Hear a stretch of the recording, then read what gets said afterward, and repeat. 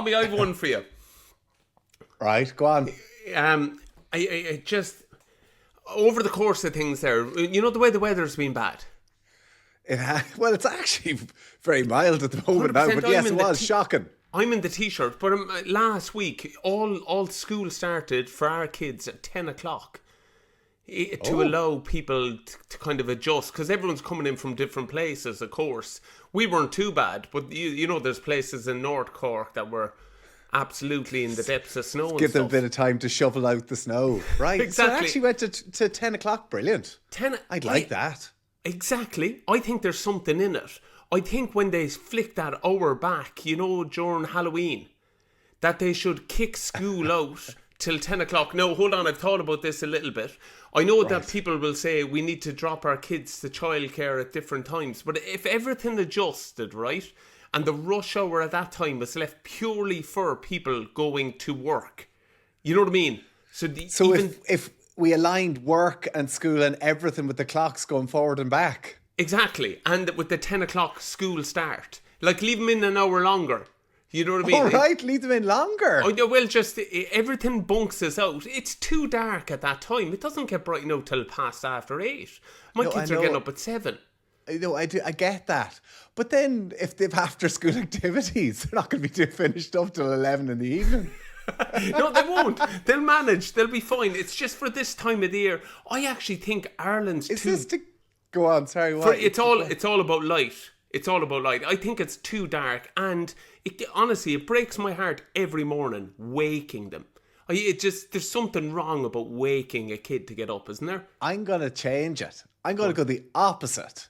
I think the day should start at 8 o'clock because, right, you're getting up, it's dark, you're going to school, it's dark, but you finish at 1 o'clock or 2 o'clock. Or, you know, you're finishing earlier, so you're actually getting out, like playing football or camogie or running around, and it's actually bright for a couple of hours because a lot of them now are finishing up and it's getting dark. At least if you start early, finish early. Here, we're on to something here. Norma Foley, is she even the education minister anymore? We don't even know. They don't even have a government yet. Everyone's giving out about Munster need to leave people know what they're doing. The government haven't even formed a government yet. Looks like if the Healy Rays in there, you need the Grant down Cork and Kerry. Independent all the way, here we go.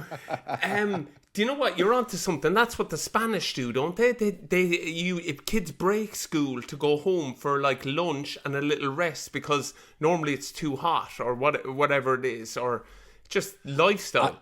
Well, I am whatever about starting earlier, finishing earlier, and I actually do think that would be good that you start because the kids are wanting to get up early anyway. Like they're up early. No. I disagree with you. You're taking away from the main factor having to wake kids. Like that. Honestly, there's something that's just. Well, our pair, I'm at the age group that they wake us. Oh, to be fair, I'm never there in the mornings because I'm in Ireland AM, so that's not my job.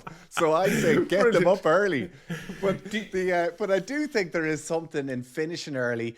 And do you know what I'd love? What? Get rid of feckin' homework. Like the hassle of homework. I've got a 4-year-old. I'm trying to talk to him about doing an M and M.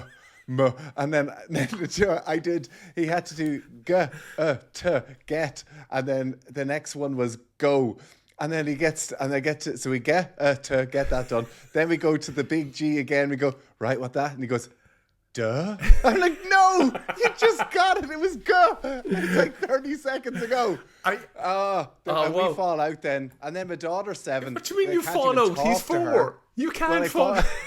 But I get frustrated and then he gets annoyed too. I must say I actually love that bit of it. You know the jolly phonics. Do you do jolly phonics? You know the ants on my arm, or bring your bat and bring your ball. Buh. I'm there. That is a banger. What a tune.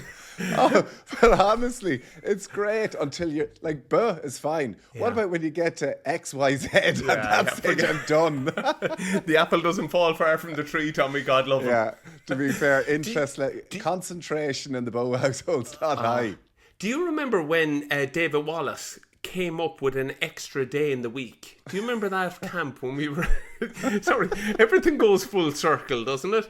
But Wally, now obviously we were into camp life and we were after getting kind of maybe institutionalized. Yeah, you're not thinking straight. You're not thinking straight anymore. And you know the way you can have a thread of conversation that is absolute chewing gum, but in camp can last for about, honestly, 4 days. It's lucky government don't go into camp. Can you imagine the sort of ideas they'd be coming up with after 6 weeks in Carton House together? But Wally had this idea of creating an extra day so that we had an extra weekend, an extra day in the weekend called Muesday. It fell in between Monday and Tuesday. And he was there like, everyone hates Monday, so just bring that down to 16 hours. So like you just go to work and you go to sleep. That's all you do on Monday. And then off the rest of them, Tuesday, Wednesday, Thursday and Friday, he brought them back to 20 hours. And then then you've this extra day of 24 hours called Muesday that you can use to your own liking. But between Monday, I love this, Wally. I mean, people are going to be looking. Sorry. Apologies if you're tuning in to this podcast today. This is the sort of shit that went on in camp.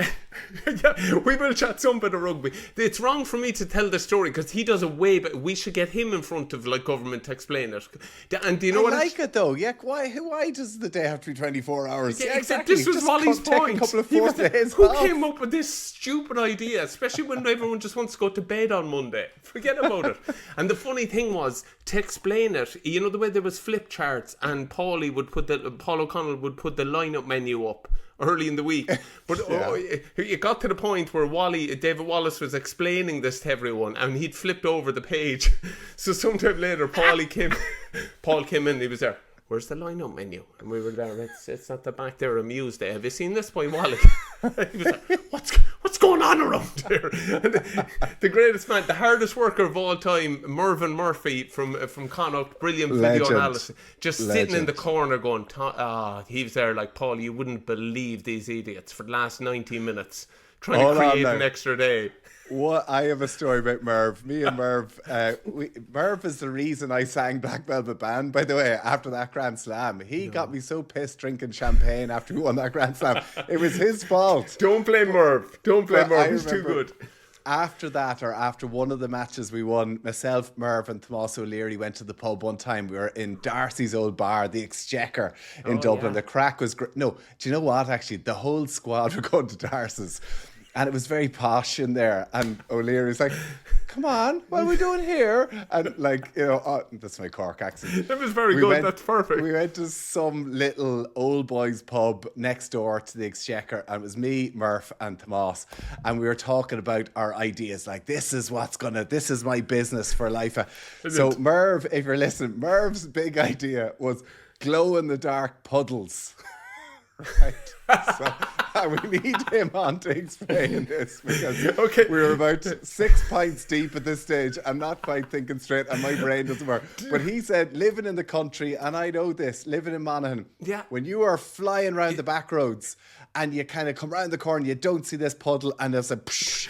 So he wanted something to the roads. Brilliant. He was going to come up with something to spray the roads that water would glow in the dark. He said you wouldn't need traffic lights or you wouldn't need road lights or anything. The country roads would be lit up. It's a great idea. It happened to me the other night. I went out to walk the dog and there was kind of flood water. I didn't see it until my socks are in it. If that was glow in the dark, that doesn't happen. Merv's a genius. Merv's a genius. Yeah. So there you go. We better explain who Merv is. Marvin Murphy was our video analysis, and it's wrong to even call him that. He was ahead of the game, wasn't he, so much? Tommy, you remember the little He was pretty much attack coach at one stage as well. You know, he would be the one plotting how we're going to break down. Because defences become so tight. He would be the one who would do so much analysis. He'd go, this play will open up this move, will open up this space. It was kind of like Joe Schmidt before Joe came in, really. Yeah. But do you remember his honest appraisal of your own performance? If you got 15 minutes with him, he didn't cut the corners on anything. He gave it to you straight between the eyes. It was great. It really was. Also, I loved him now. I used to go and see him every night before the match and go, where am I finding a gap tomorrow, Merv? And he'd say, such and such player, the hooker, after a couple of phases, keep an eye out for him. He gets sucked in. And I'd be like, and he'd say, this sort of play, running like off somebody's shoulder. He's a low chop tackler. So if you can get on, Darce's shoulder, you'll get the offload. So he was great for just pinpoint one or two people. So I'd always go to him for a match. Even the Friday before a big international, and he would go through the kind of everyone's traits as the players as they named their team. So, and like we're chatting unbelievable detail. Right hand carry, left hand fend, chop step, watch when he does this. What ended up happening was it became repetition. You talk about it then, and then you'd see one of those players carry a ball. You're there, right arm carry. You know what I mean? Left foot chop step. Watch out! I remember Drico did an interview about this. It was back when Ricky Flutie was playing for England, and he was tearing it up, whatever else. And he made this break, and then he did this big step, and Drico was there just waiting for him to come. And he stepped right, and Drico smashed him. And I remember after the match, people are going, how did you know that he's going to say, the video analyst has literally written down, he's 100% left foot step. So if he's in a one-on-one, it's always off his left foot. He always carries the ball in his right arm. It was brilliant. But I remember then, so the detail in that was class. But I remember years later, or around that sort of time, we were playing for Ulster against the Ospreys, right? And Trimby was on the wing against Shane Williams, and Shane Williams was out on the back. No, do you know what? It was Ireland against England, and there was like a scrum, 5 or 10 meters from our line, and Trimby was shouting out like, hey, Shane Williams, left foot step, like against roaring England. Against Wales, Wales. Yeah. Right? And it was kind of quiet, and then all of a sudden Shane Williams go, I've got a right foot too, boy. Both backlines just burst out laughing at Trimby. I love it. Left foot step. I've got a right foot too, boy. And then he went and I think he fended Trimby, the only person he ever handed off. So brilliant. Yeah, I'm quite proud that I did this. Do you remember that video review with Eddie O'Sullivan where I gave Shane Williams the outside? So basically, when you're defending, it's for a front five forward. Like I'd always try to protect my inside shoulder as my priority. Oh yeah, don't worry about him going outside you. If he goes outside, he's someone quicker's problem, and they should be there to solve the problem. But you never do that when there's no one outside you. And for whatever, gave him the touchline. That's what I did. I hugged the touchline. I squared off my shoulders and gave Shane Williams the outside. And in the middle of the Monday review where everything's up for gold, but Eddie just dropped it in as a little coaching point in the middle. He was like, Donncha, what are you doing here? And I was there, and like, just being honest, I was there, I don't know what I'm doing there, Eddie. You know what I mean? I just straight away put my hand up. He was there, I can tell you this, if you gave Shane Williams the outside again like that, I'll break your jaw. Or some real life threat. And he was there, if he goes outside you there, you won't catch him at a Kawasaki 180. And he's right. There's no chance of me catching Shane Williams on an outside break. And I was there, Kawasaki 180. I don't know the name of the bike or the make of the bike, but he was there and he had no hope of catching him. Brilliant. Do you remember that? Like, Tommy, wouldn't you love ankles O'Callaghan there, no chance. Wouldn't you love to be back there where you could have burst out laughing? You know the way, like, now we've known that Eddie sound and you can have off the ball with him, but all those not back then. I used to bite my gums. I'd be there, yes, Mr. O'Sullivan, I won't give him the outside again. Do you remember the time, was it in New Zealand, we were on tour with Eddie, and Eddie was kind of going through a cool phase. He was trying to be, he was like, Eddie was like, what, he must have been 40, 50 when he was coaching, I don't know, but you know the way when you see like your dad in jeans, you think like, Dad, what are you doing? You're some fucker. What are you at, Dad? Like, wise up. But Eddie came down, we were doing like a team night out, going for a meal on a Tuesday night ahead of Wednesday off. and Rog and him came down dressed in the same gear. The same outfit on. That Drico said he was he was down in the team room and he saw Eddie coming in with jeans and this like a super dry green t-shirt with the like white t-shirt underneath it. You know the way you used to get them like that, double top. And then Rod like because it was the day off, whatever. So obviously Eddie'd gone out and done a bit of shopping, and then he got the lift up to our floor, and then Rog was getting into the lift in the same gear, and he said. And Raj goes, what? And he goes like, he didn't say anything. And he was going to go to his room, but he turned around and got back into the lift again because he wanted to see the reaction of the two of them walking in together. I love the fact from that probably Eddie was more put out than Raj. You know what I mean? Raj probably thought he was still looking stylish, looking like Eddie. Do you remember the time at one of the dinners Eddie wore a full... You remember it was black tie dinners, but he wore a black... The magician.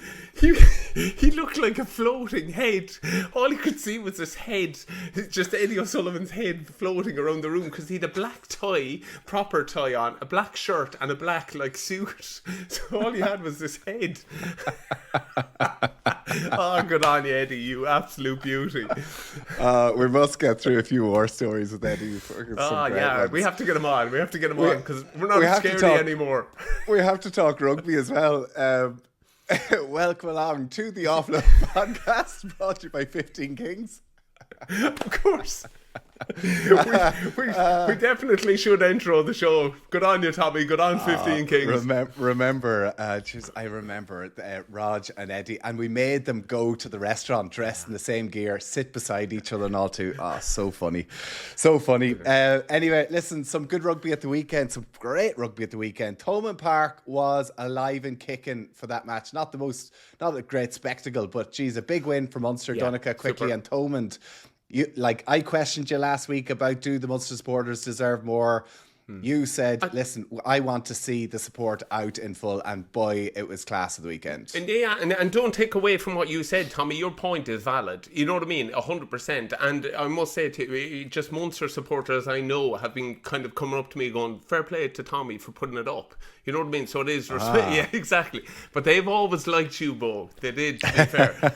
But yeah, it was Thomond is special. It's a special ground, isn't it? And you're right. It wasn't the best of performances. Jeez, the amount of errors, the error rate is frightening. But just to get that result was so important. And we go into I didn't see them win in that one, I have to say. So fair play to them. It was a great win. Ulster against Leicester Tigers. Oh, listen, 10-point lead. I don't know. Time, he wasn't a happy man. Wow. No. Well, listen. Ulster shouldn't have been happy because they were leading 10-0 and they gifted Leicester back in and to lead at halftime. And you know what? I struggled. I wanted to go watch Traitors at the halftime because I knew what was coming. Do you remember our teammate Anthony Horrigan? We played so bad one night and we asked Hoggy about something happened in the second half and he was there. I don't know. At that point, I'd switch it over. Jumanji was on the other channel.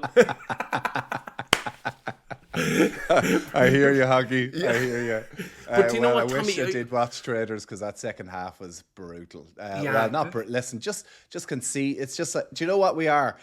Ulster are the complete opposite to Leinster. Like Leinster are like, we don't want the ball. We just want to defend and good luck trying to score. Ulster are just like, give us the ball because we don't know. We're just conceding so many scores. It's very frustrating. But Tommy, like we've said it before, the important thing for Ulster now is to kind of keep going. You're going to have moments like last weekend and you're going to have Toulouse. But now Exeter coming up this weekend, like it's all to play for again. You nearly need to have a bit of amnesia about what's gone on before, and you just have to, a young team, they got to keep going, don't they? But I think they will. And Exeter, I think at home, I think Richie Murphy is very much focused on the home matches. If they do beat Exeter at the weekend, they're not going to get through in the Champions Cup, but they will go through to the Challenge Cup. And as I said a few weeks ago, and I know it's defeatist, and I know it's the competition that you do not rate, but for Ulster, for those young lads, listen, if they were to get through to a semi-final, a final, give the supporters a big day out, like, to be fair, I would take that as a win agree. for this season with so many young guys and this get an opportunity to potentially win silverware. We fell out of Europe one time and there was that trapdoor going into the Challenge Cup, and I'll be honest, we didn't respect it enough and we ended up losing to Harlequins in Thomond, and I'll never ever, it was the greatest scar of my life, because before we weren't bothered by it, but it isn't until you're out of it that you realise.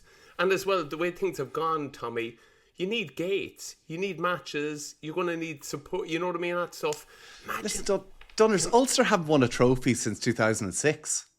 Like, not won a trophy. We won the Celtic League, I think it was, back in 2006. Yeah. So, listen, we're not at the stage where we can pick and choose which ones we want to win. Of course, we want to win the Champions Cup and the URC. Yeah, but I think, listen, a trophy for this team would be amazing. And just getting to the final gives you a chance. Can I ask a question? You probably don't know the answer, but we'll try to work it out between us. If Connacht can stay home now, and does it work out like the Champions Cup that they could stay at home if they finish top rank? Well, I think Connacht are going to be top seed. Yes, so like at the minute, if they beat Cardiff, they're away from home against Cardiff. And then they would get a home quarter as well if they finish top seed. And probably Ulster, listen, if they're being knocked out of the Champions Cup, it would probably be bottom. Could you close to. Imagine, right? Ulster versus Connacht in McHale Park. Is that the name of the park up Mayo? Yes, where they've just sold out for the Mayo ground, where they sold out Munster. 25,000. There you go, double it up Book again. it in. Book it in. I'll be there for that. Of course you will. Halftime entertainment is Tommy Bowe singing Black Velvet Band with Marvin Murphy. Maybe not be there for that. We'll be out the front. That would be of interest. Our whatever into the puddles. Jeez, yeah, and as well after my waddy into puddles. There you go. But that would be of interest after the Interpros during the Christmas, wouldn't it? Yeah, that would be great if that worked out. Now that would be a hell of a match. So yes, I think because I was going to go through the matches this weekend later on, but Connacht are away from home on Friday night against Cardiff, and if they win, they're top seed in the Challenge Cup. Ulster on Friday night play against Exeter at home in Belfast. So if whoever wins that goes through to the Challenge Cup. So I'm not too sure who ramifications, but it would be cool to see them play against each other. Quickly talk about, obviously Connacht won last weekend, a big win against Leon. Talk to me about the Leinster La Rochelle. What a finish to that game. Incredible classic game. Match, wasn't it? I just loved it, yeah. We honestly, you'd be negative about Europe and then you watch a game like that and you're like, whoa. And I know everyone's going on about Leinster's defence, but Jeannie, it was quite incredible. I'll be honest with you, it's just because I love them to bits, but so impressed with ROG. Like, if you look at the team, I know everyone looks at that La Rochelle team from the past, but look what he actually put out on Saturday, and to put it up to Leinster like they did and have the moments like they did. Kick your goals or kick your drop goals and you win it. You know what I mean? It's that close. For somebody like Hastoy, right? Closing minutes, obviously that long range kick, 55 metres, kicked it. I was watching on camera thinking, this is over. Last play of the game, or coming up to the last few minutes, and it just dropped short. Leinster kick it out. They all of a sudden get La Rochelle get the ball back again. Drop goal. As Ronan O'Gara, Van der Fleer, which is epic. What a charge down by him. Yeah. Amazing. And Caelan Doris, holy crap, he is unbelievable at the minute. But from O'Gara, go on. No, go on. You're on it. Well, just from O'Gara's point of view as head coach, when he sees his 10, miss that kick, drop goal charge down, that's unfortunate. But then after that, you're like, you've get the ball back again, keep going, attempt it again. And it seemed as if he was just like, I'll just go down the short side here and just try and play it out. Where you're thinking Ron O'Gara would have been in that pocket again, back yourself to get the kick. And that's the funny thing, isn't it? Normally teams and squads reflect their leaders a little bit. But I think that's what Roger's superpower was. I'll never forget playing with him. He always wanted the clutch moment. He loved it. I think he had to learn to love it a little bit. I know he's often chatted about the Northampton European Cup loss where kicking didn't go as well as he'd like that day.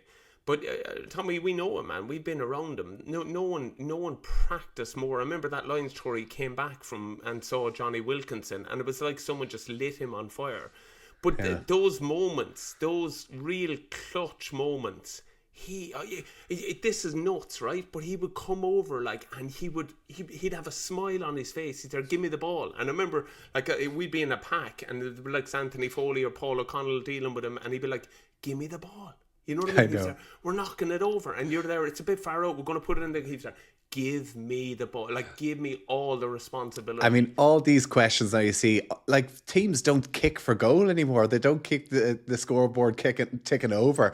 Yeah. Back then, there was just no question of it. Rog was kicking for goal, whether you like it or not. So, right, might as well just turn around and walk back here. So, well, everyone remembers the one against Northampton in Thomond Park, where he knocked over the drop goal on kind of 40 phases, which was quite incredible. And do you know what? For me, on that moment, Tommy, it was the belief in us to keep going. He didn't pull the trigger until it was right. He was there, and that's a trust thing, man. As a pack of forwards, you're there, you're not thinking, you know what I mean? Just go, snapshot, go for it. You're thinking. And La Rochelle had that pack there, But listen, you could see Leinster's defence. It's so good. Their defence is incredible. They really are. Two things you mentioned it, and we've spoke about him before. Van der Fleer, unbelievable rugby at the moment. But Caelan Doris, if anyone has any doubts about the Lions captaincy, just go back and watch his performance this weekend. Because we spoke about him before being very like Kieran Reid with his ball playing, and he's a skillful. Oh my goodness. I haven't seen a performance like that since the World Cup final with Peter Steff the Toy. He wrote things off, man. The defence, you mean? Defence, breakdown work, the dirty work. And not even, he's what we would he's post-tackle pressure. Yeah. So he just being a nuisance, being in there. I know people are saying, it's borderline of, it's not, because he's dominating everything. And I just think he's a special athlete on top of, it's so easy to follow that. Imagine that's your leader. You know what I mean? Every time I thought he was incredible. But having Baird at 6, Van der Fleer and then obviously Doris, and then being able to bring on Jack Conan as well. Yeah, it's a great way to be. The strength and depth to have is insane. If you look at what Rog had, to be fair, he had to put out quite a young front five. He did, said was 21 in the end, and I know we all kind of get blinded. But a point in it, I wonder, is Rog going back to his kind of owners and saying, we have to fight for budget here? Imagine if you gave Rog 3 of the best players in the world. If you gave them Simon, listen, Barrett, if you look at Skelton and Donncha, they have them. They're just injured. No, there's Leinster have them and added 3 more. Imagine if he could add 3 more. He doesn't. Yeah, I think, and I heard his post-match comments. He said, Leinster are really impressive. We'll see where they are, though, later in the season. I think he saw enough there with his team. If he can get a clean bill of health, the likes of Skeltons, Donncha, these guys back on the pitch again. I know Leinster missing 1 or 2 players, Dan Sheehan being one, maybe James Lowe, but I think La Rochelle would they'd be licking their lips to take them on again. So there's very little between them. It's a good, hell of a game. Looking at it though, Tommy, it's very hard to beat that though, isn't it? I know everyone goes on that it's a little bit negative and it's the Nina Bard kind of South African mentality, but jeez, it is so effective, man. And honestly, it's a bit of a pure, I love it in ways. I'm there look at this, it's pure nasty, it's pure edgy. Pure shite.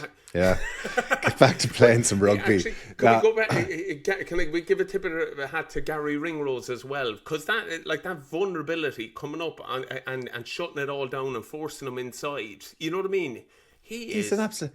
I actually heard somebody saying this. I don't know if it's Rory O'Connor, someone in the blue media, who, by the way, I've been told, if you keep going the blue media, people are going to stop listening to others. Shut up. Do you know what? The blue media can jog on. Even enough podcasts blowing fucking smoke well, up the blue arse. Supporters, we need some of them to listen. But tip of the cap to Gary Ringrose. But they said, Gary Ringrose, when he started, you're kind of thinking, that's the sort of kid you'd love your daughter to bring home. Lovely guy, Now he's an absolute maniac. His defense is he's just firing. He's killing boys. He has no regard for his body. It is frightening the pace he's coming up with. But insane. To be fair, when you watch those documentaries, have you watched that Chasing the Sun too with Nienberg? He's inspirational. Just the way he chats to those players, that emotional buy-in he gets. Yeah, so, they love him. The players love him. And they should. You know what I mean? He seems like a guy that would walk on glass for you, and it's very easy to follow. As we said,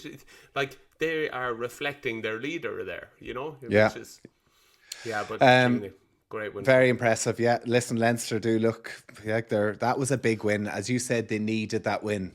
Everybody was watching that match at the weekend. If you're like a Toulouse, who were not, they got the job done down against the Sharks, but Toulouse, Bordeaux, I kind of think, Leinster put themselves in it now. They play Bath this weekend.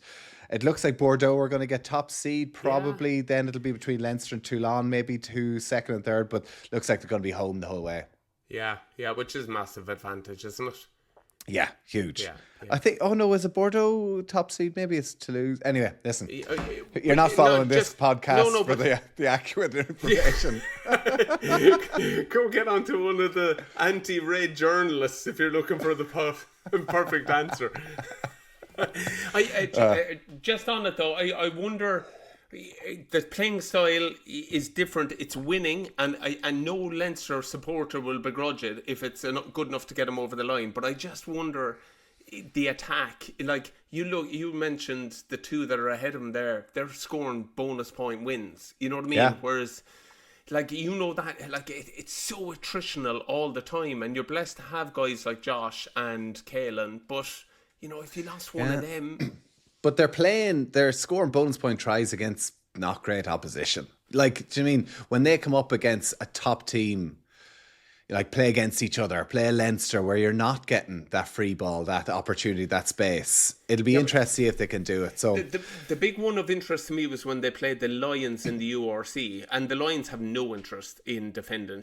They just run the ball. They are reckless, and the way Leinster turned it in, it's like everyone's an arm wrestle now, isn't it? Yeah. No, it is. It's interesting to watch.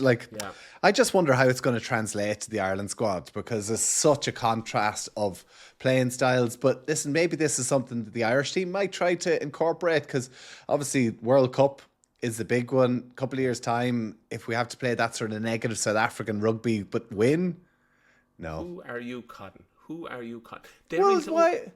Listen, if Leinster are doing it, Ireland are going to have to do... we'll talk with the squad announcement. I do understand that, but just one thing before that. All Ireland are focused on, all that whole squad are focused on, is England in the Aviva. That is it. You know that better than anyone. You know what I mean? I know, but...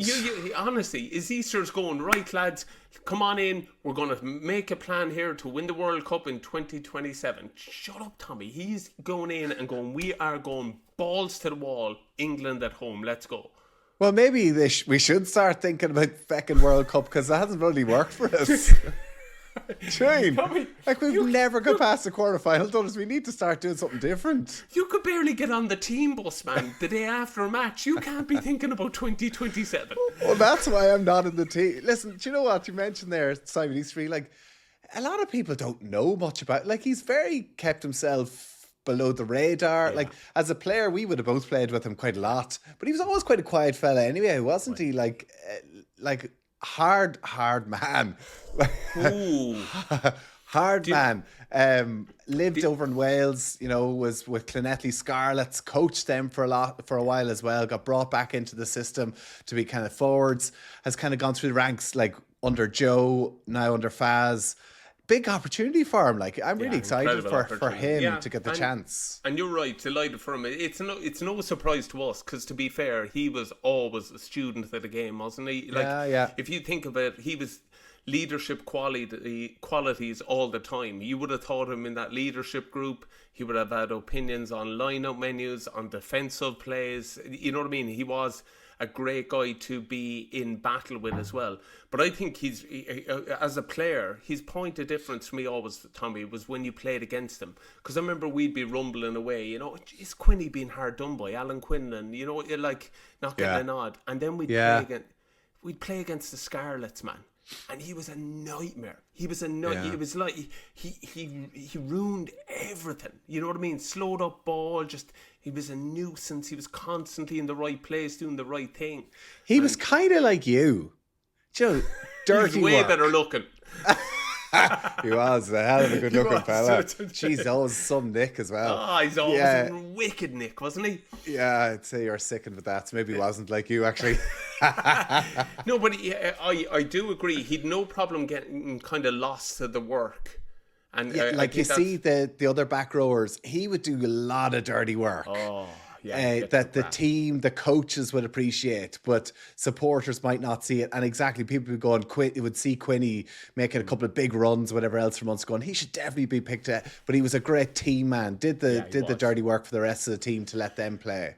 But I suppose if we look at it now, it is a big jump up, isn't it? In terms, because we've been there before. We've both had kind of number 2s that have gone into number 1s. And I think we all see it as really easy now with what Andy Farrell has done. But that's not normally the case. It's quite easy to be a good number 2. You tell everyone I would have picked you. You know what I mean? You're like, selection, you know what I mean? Andy's just going another way. But no, when it's your, you know what I mean, neck on the line, it does strain relationships.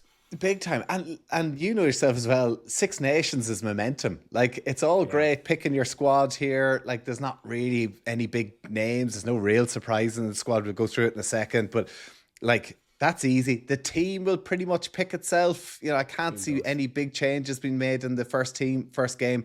But all of a sudden, at home against England, I swear to God, never had so many people ask me for tickets.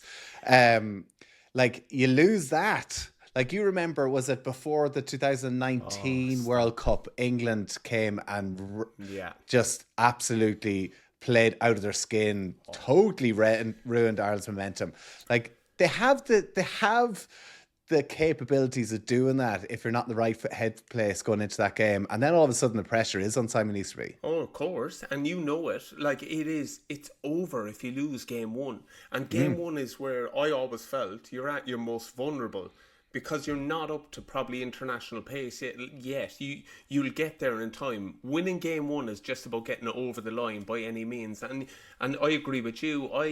I think England, like, you look at even changing captaincy with Marrow, it's basically like they pretty much have realised they dropped off in the last 20 minutes during the autumn all the time. They needed the leadership bit there for it. And like Jamie George wasn't that. You know that Marrow can definitely go 80 minutes every time. Totally.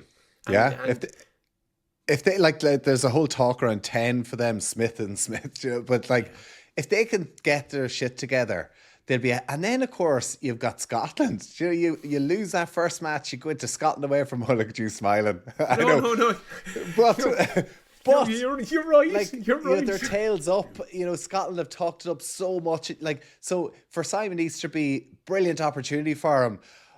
But like, it doesn't take much, a little bit to go wrong for things to become very, very difficult and very different. So the pressure is on him. The pressure is on this team. But then I do agree with that. But I actually think we're so delusional and we lose sight so quickly of how good this team is. And I know. And like, you look at that win against La Rochelle. I mean, it's pretty much a Leinster team going to be playing again. Yeah, absolutely. But you also, I don't know, everyone's quick to kind of put the knife in this Irish team. Like, even like selection straight away, instead of looking at like what Wales wouldn't give to be able to name the likes of Cian Healy, Ian Henderson, Peter O'Mahony, you know what I mean? Established winners all the time. And you read about any Irish squad and they're like, can't believe we had to pick those lads again. And you're there like...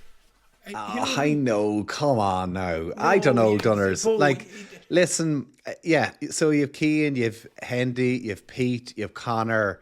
Like, listen, tried and tested. Pete played 3 matches in the autumn. But like, you do have people like Thomas Ahern, Josh Hodnett. You have people, Coombs, you know, young lads. Like, they must be thinking, am I ever going to get a chance? I'm playing week in, week out for my province here. Pete hasn't played since December. Well, actually, that's only not that long ago. But like, Yeah, but you kind of think it must be a bit defeatist for these players. And listen, Jack Boyle is in, young lad, 22. Yeah. Like Dan Sheehan's back in, James Lowe's back Hey, in, 2 injured lads. Dan Sheehan, let's not skim over that. That is great news for rugby in general. Like a Lions tour year, and we don't ever want to see a fella injured, but he's something different, isn't he? I love him. He's a super player. And like he's Leinster, so he's back in. Like there's probably, my only question with this is there's not enough Leinster players in the squad. I think there's more Connacht players in the squad than there are Munster and Ulster. There you go. There you go. If we only had Snyman and Barrett included, we would have been... I'm surprised Simon probably got in touch with them to see, is there any way we could bend the rules to get these lads in? He was there. How can they compete? Come here, you gave John Klein a run there back in the day. Any chance I could tug out?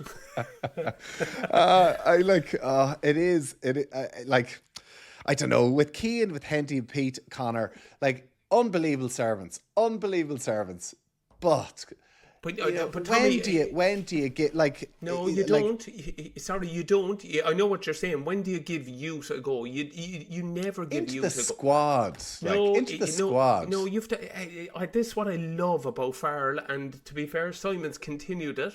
You have to rip it off their back. So, like you mentioned, those lads, but they're playing. A lot of them are playing well for their province. No, but Munster played Leinster in Thomond Park, and that's the moment. You know what I mean? And if you're not, like we chat about interpros for respect of opposition, but it's also thrown it down to leave national coaches know, and the window's short. And if you don't take those moments, sit back and be quiet. You know. I know, but if you don't even get a chance, like how can you stand out in an Ulster team at the minute?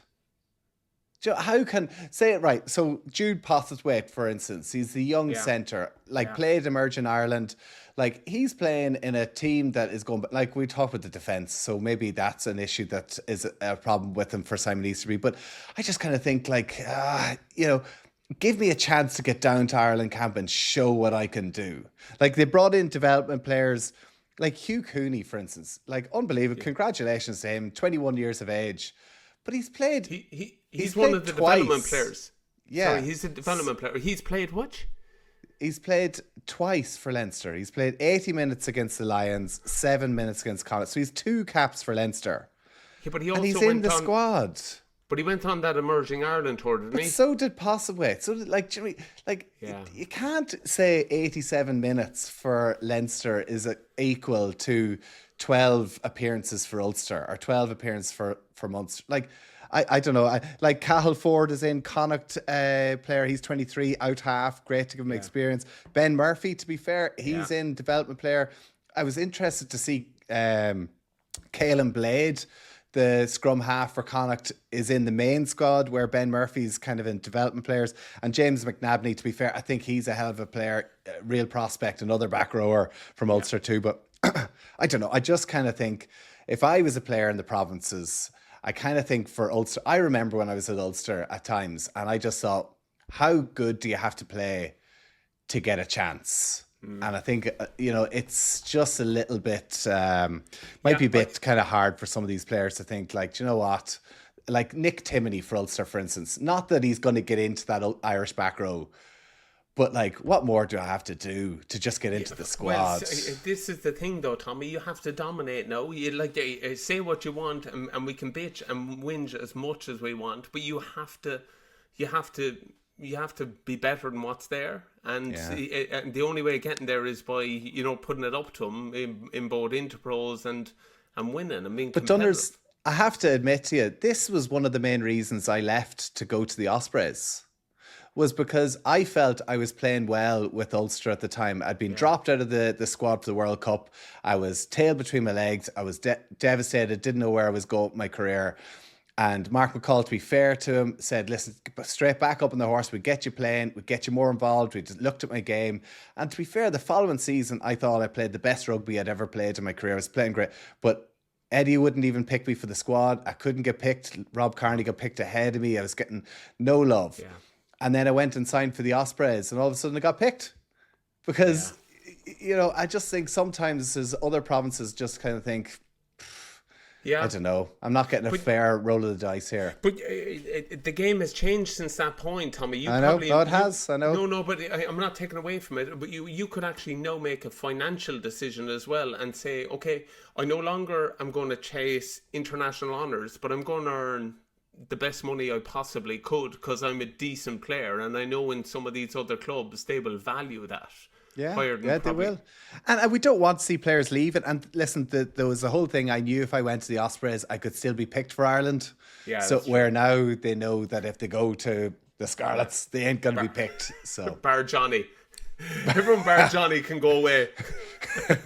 Well, there's no hard fast rule. It's actually not. It's not written down. So if Tyke Furlong, for instance, left to go to Leicester Tigers, I actually still think.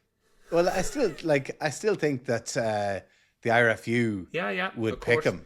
But let's be honest, because we've been involved in it. The main superpower of all that is how well you get looked after, isn't it? You're not a piece of meat. You're no. Well, the IRFU look after the players so well. Like you look at it over the Interpros. Like all the supporters want to see full blown teams going up against each other. But the IRFU have stipulations. You can only play a certain amount of players. Where when I went to the Ospreys, or you see Finn Russell at bat, like I remember even Johnny, like we used to play the first 2 matches of the Six Nations. We then got a down week where Johnny had to fly back to play for Racing against Toulon, get the shit kicked out of him, then get back into camp. Then another week off he was back into Racing. So like they're paying your wages. They're like, listen, I don't care about international. You got to go and pay your way here. Yeah, and you look at Warren Gatlin naming his team, an awful lot of people were disappointed there probably wasn't more of the Gloucester lads in it, and people are saying that he wouldn't have them for the whole training week leading into game 1 because they play in the following week and their clubs can tog them out. It's just... I know, but with Wales, I don't know what they're going to do. Yeah, like it's going to be Gloucester tough. Going well. Yeah, the thing is though, listening to Gatlin this week, I actually think he's back, isn't he? His teeth are sharpened. Did you hear? They kind of put a kind of shitty enough question to him. Can you win the Six Nations? You know what I mean? Knowing take the bait, Warren. You know what I mean? Give us the headline that you can't. And he was there, we can. And you know that kind of head on him where he's like, you're now, he's back, baby. Hey, he's done it before. Well, like they won the Grand Slam, what was that, 4 years ago? Remember we were both over there in Cardiff. It was that day that Johnny, they decided to keep the roof open. Oh, that's right. It pissed rain the whole time. Johnny's face looked like he'd never been in the rain before. He was so pissed off.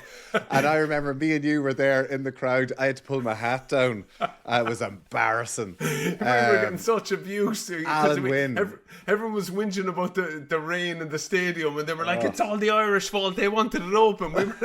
We were quite happy with it closed. I know. I don't know why we did that, but they got a red card in every match in the Six Nations against them. So listen, no better man than Gatland, but he's got the interesting one for me there for Wales is 10 though. You know what I mean? Leaving Anscombe out of it. I know he's probably got a few injuries. Look into the future, Dunners. 2027, Tommy. That's what everyone's at. There we go. That's what you gotta do. Wow. Yeah.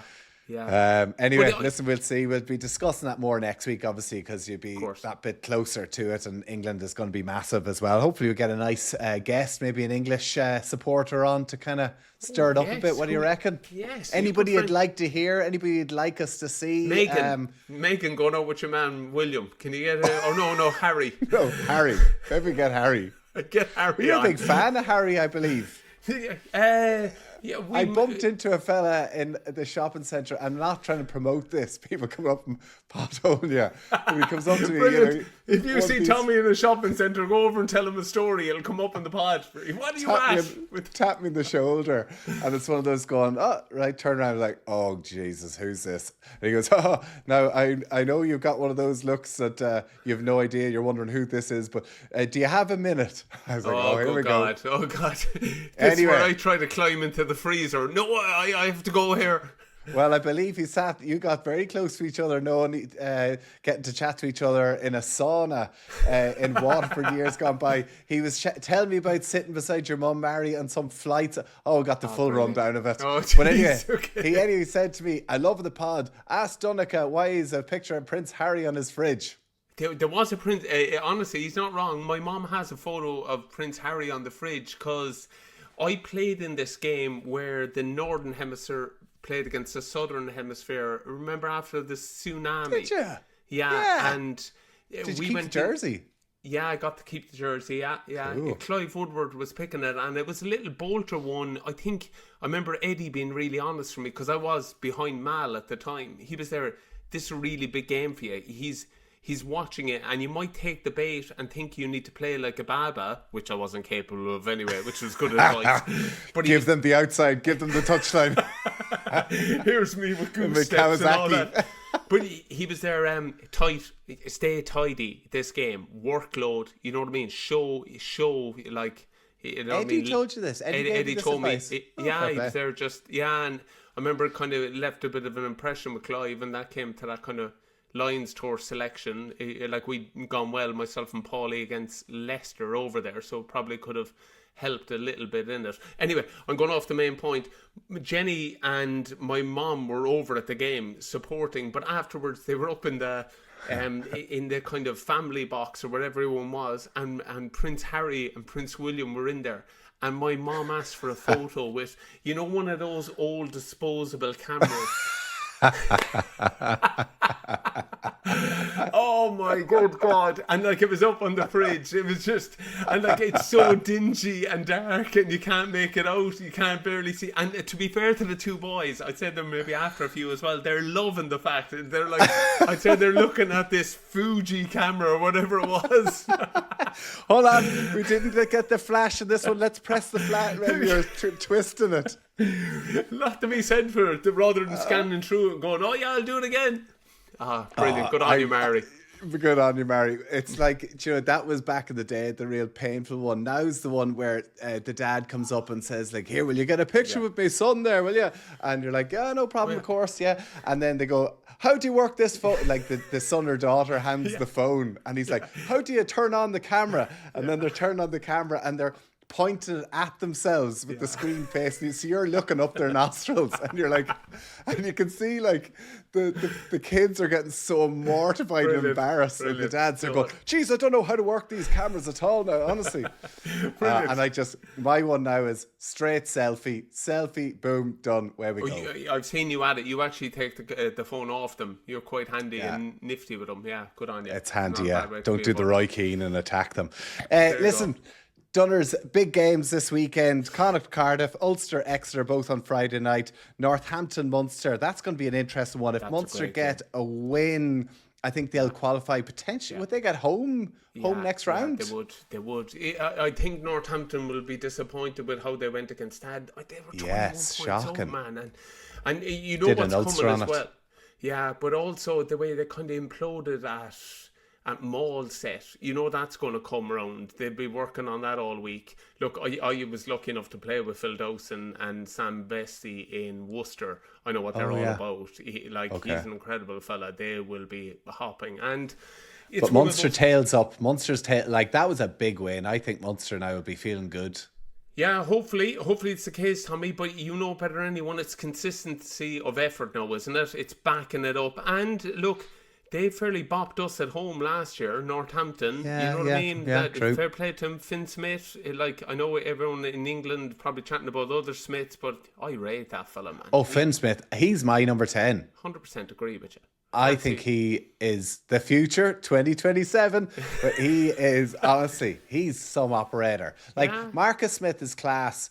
He's I don't know, is he like a Finn Ross? He can set the world alight, but is he the best for the team? I kind of wonder. Unless you're playing the style of rugby Harlequins are going to play, I don't think it suits him. That's not Borthwick's style. No, I think Finn Smith's the man. Yeah, but it's also then there's the debate, do you play Marcus Smith at 15? You know what I mean? And there you go, yeah. Although Freddie Stewart for Leicester, he was good at the weekend too. You have to start him, and they haven't named a whole lot of guys in there that could, but yeah, I'd agree with that. And then you probably leave someone like him on the bench, is it?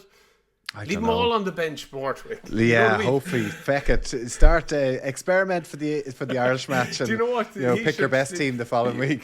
Pick the under-18s, will you, and start thinking of 2027. Get the development players in.